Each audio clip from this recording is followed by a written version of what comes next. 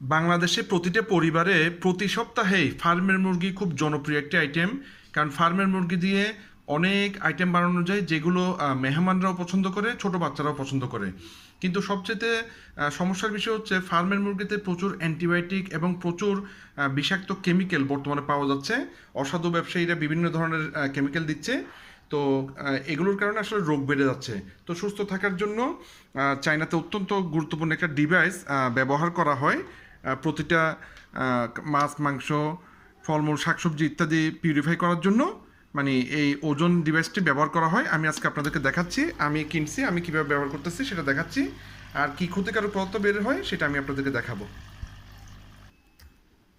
মেশিনের টাইমার শেষ। দেখেন এগুলো কী বেরিয়েছে। সবগুলো যে ক্ষতিকারক যে কেমিক্যালগুলো, সবগুলো কেমিক্যালগুলো বেরিয়েছে। হুম, এই সবগুলো কেমিক্যালগুলো বেরিয়েছে দেখেন। ঠিক আছে? তো এইভাবে যদি মাছ মাংস পিউরিফাই করে খাওয়া যায় তাহলে আমরা সুস্থ থাকতে পারবো। বিস্তারিত জানতে আমার সাথে যোগাযোগ করবেন। ভিডিওটি উপকার মনে হলে অবশ্যই শেয়ার করবেন। ধন্যবাদ।